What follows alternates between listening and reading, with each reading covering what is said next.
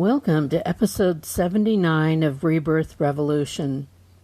My name is Melissa Olson. This week marked a very exciting event for me. I received my second COVID vaccination. It's pretty wild because after a year of quarantining and consuming everything related to the pandemic, to sit in a chair and in the blink of an eye receive the remedy almost feels too easy. It is hard to reconcile the difference between the experiences that people who contracted the virus experienced and continue to experience with the ease and simplicity of the vaccination. I had to drive over an hour each way to a small town that had open appointments, but I was thrilled to make the trip. I enjoyed the drive because when you've been locked inside for a year and survived a brutal winter, any sort of road trip feels amazing. I feel privileged and very appreciative that I was able to lay low over the last year, something that many did not have the ability to do. I also struggle with difficult feelings about the people who I watched on social media who acted as though this was not even happening. They ran around, changing nothing about their lives, not even caring enough to wear masks. That is going to be a tough set of feelings to set aside going forward. I also feel heartsick for all the unnecessary loss that occurred and all the families and friends who were decimated in the process. The inability to hug and comfort one another is, in itself, another kind of loss. I lost a friend at the beginning of the pandemic, and I feel like my frequent thoughts about her death have an unreal quality to them, since I have yet to be in a room with another person who loved her and also needs to acknowledge her absence. It feels like the grief has been postponed in an unhealthy way. We all have our own things that we will have to deal with as we move forward. It will be rough for most people. I stopped in at my local Trader Joe's this morning and thanked the people who work there who have done such a stellar job throughout the pandemic. One of the employees I talked to told me that I couldn't imagine what they had been through.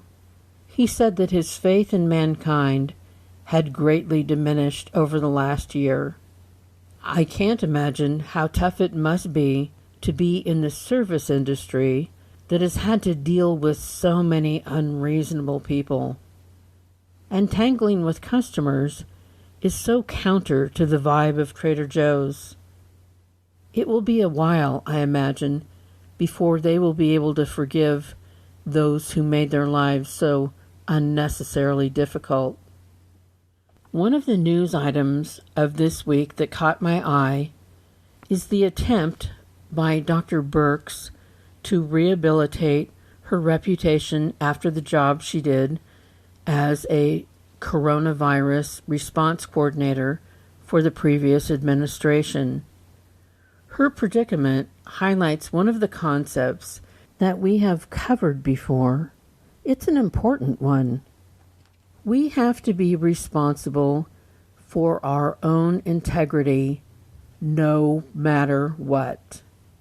The thing is, people who are operating at a low level of spiritual awareness, as the previous guy was, will always ask those around them to betray themselves to support whatever they're trying to do. I get that some thought that this would be their opportunity to have some positive influence over how events would play out. Turns out they were dead wrong, and hundreds of thousands of people died as a result. Dr. Birx's quest for absolution is not going well. People seem to forget that there is ample evidence these days of everything they have ever said and done. She betrayed herself time and time again, and in the end destroyed her credibility, her reputation, and her integrity.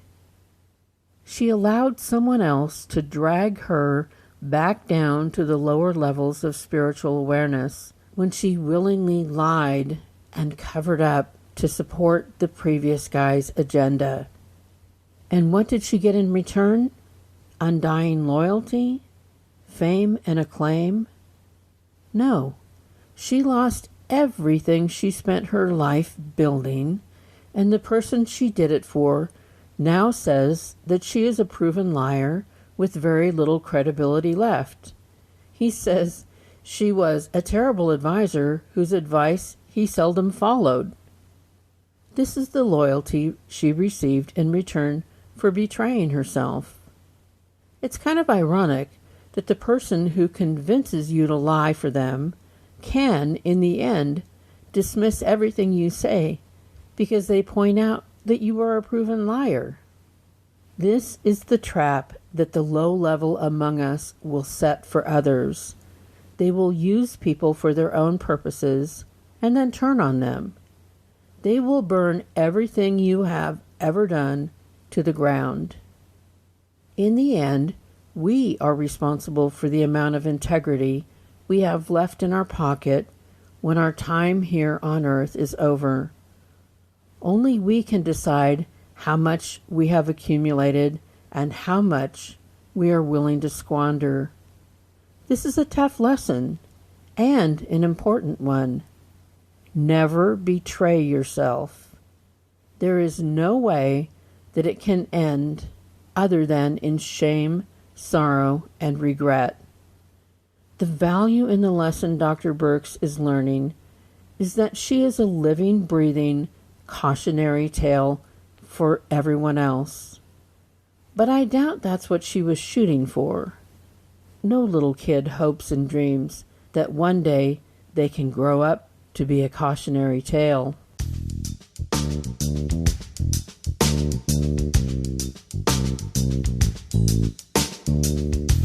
The rebirth we are experiencing is a time when everything is in for a shift. Everything must come into question, and we must decide what we want our world to be. That is a huge undertaking, but it is one that is accomplished by being open to acknowledging what is and being willing to imagine what could be. But you knew that. You came here precisely for this task. You are here for the adventure. We are all here to get better, to heal, and to grow. All growth is met with predictable resistance and backlash. Do not lose heart. This is a sign that the needle is moving. One of the events of the last week was a release of a video by the young gay artist Lil Nas X. Some people are losing their minds over this, but it is to me a sign of progress that people are able to express their art in a way that shakes people up. To pull everyone to a more extreme vision does not often result in the resistant being able to accept the art that is shocking to them, but it does pull them a bit further into acceptance. It makes the more tame, everyday story of a gay person no longer elicit an extreme response, as it once did. It is likely to result in people thinking, I can't understand or absorb that vision, but I can deal with something more tame. That is moving the needle. It's like when an extreme church was marching in public spaces with signs that said all gay people were going to burn in hell and everyone who accepted them would as well. They made people choose sides. Few wanted to align with the radical church that was into damning everyone. It was clear that their hatred had turned into lunacy. It was an ugly sight.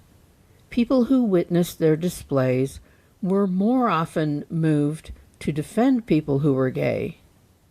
They unintentionally moved the needle.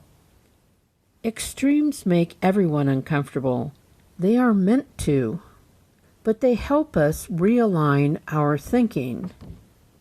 We know that the more peaceful tactics will move the needle for some, but for many, they just will not be moved from their position. There you have backlash, like the response to the peaceful kneeling of Colin Kaepernick. That sent many into a tailspin, though it did damage to none. In our history, the events that seem to move us towards progress tend to be the ones that elicit strong feelings. Those feelings may be fear or anger or disgust. But you must ask yourself, what does it have to do with me? Is it making me unsafe? Does it endanger me? Or is it just someone else's experience that has little or nothing to do with me? We seem to be wired to have strong, scary responses to anything that is unfamiliar to us. That is what wakes us up. So it is in our personal lives. We tend to be able to ignore whatever is going on if it doesn't affect us personally, if it doesn't make us uncomfortable. We're going to go through this rebirth revolution, whether we like it or not. As they say, we can either do this the hard way or the easy way. We always have that choice. We have talked a lot about how we are all here working from different levels of spiritual awareness, working on different curriculum. That is a particularly helpful concept to keep in mind when you witness what is happening in the outside world. Let's look at what some struggle with. If someone is gay or trans, that is part of their curriculum. If someone is black, indigenous, or a person of color, that is part of their curriculum. We all have things that create the context for our curriculum. That is how the system works. Everyone has their own curriculum. Is it your job to fully absorb and get involved in everyone else's curriculum? No. It is also not your job to judge their curriculum.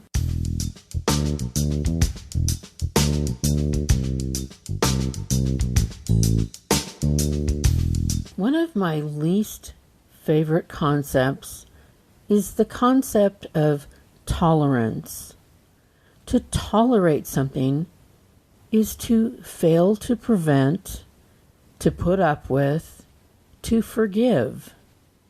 It carries with it the assumption that the one who sees themselves as tolerant is in a superior position, that they are better than the person they claim to tolerate, and that they see themselves as carrying the power to forgive what they see as a shortcoming in another person.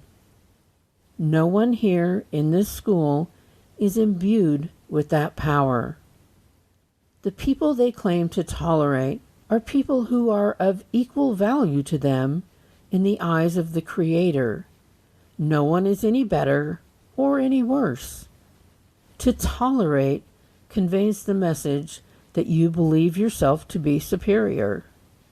You don't need to understand on a cellular level what it is to be gay or trans or black or a person of color. You just need to get out of their way and make sure that you are not causing them harm through your actions. You need to show them the respect that every living person deserves. You need to play your part in making sure that they have the same chance you do to live a meaningful life. The fact that someone else's curriculum looks different than your own does not make it of any less value, and their success in navigating this world in a way that allows them to bring all their gifts to the table benefits us all. We can only be made better as a collective culture if everyone is allowed to bring what they came here to share. When people share their experience in a way that makes you uncomfortable, you can just see that as a potential blind spot of yours and do the work to address that. You don't have to object. It is not our job to weigh in on every single thing. The Rebirth Revolution is not only reintroducing the concept of live and let live, it is asking you to go further. It is asking you to accept that we are all different souls here in this school, and we are all working on different things at different paces. We need to give each other this space to do our work. If someone is homophobic, that is part of their curriculum. If someone is a bigot, that is part of their curriculum. These are conditions that some souls bring with them from previous lives, and others are taught once they get here from other people who harbor such hatred. We are not here to let them drag us back down to the lower levels of spiritual awareness. We will take the actions, like voting, to interrupt the patterns they are trying to continue from our brutal past. This world has been established through acts of barbaric cruelty, hatred of others, and unimaginable violence. The souls who have perpetrated atrocities in the past are here again, trying to work through the disease of their souls. They are having to try to learn what they need to learn to move to higher levels where these acts of brutality are no longer attractive to them. No one comes here as a blank slate.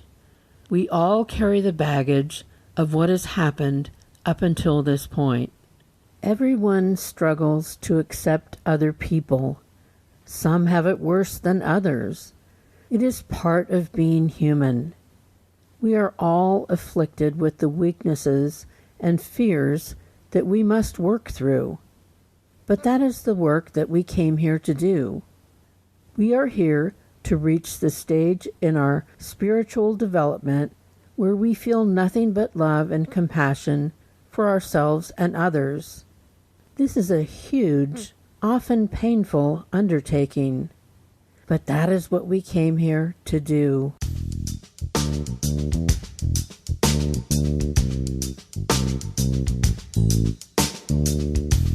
Thanks for joining me for this episode of Rebirth Revolution. If you are new to this podcast, you may want to go back to earlier episodes that catch your eye. They can be found everywhere podcasts exist, as well as on YouTube. Full episodes also play on our Facebook page. Please pass along a word or a link to an episode if you think you might know someone who would enjoy what we do. Until next week, choose like your soul depends on it. Get vaccinated if you are able.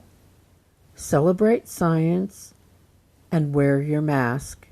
Remember, you are loved exactly as much as every other person on the planet, not 1 ounce more or 1 ounce less. Stay strong and safe and in full possession of your integrity.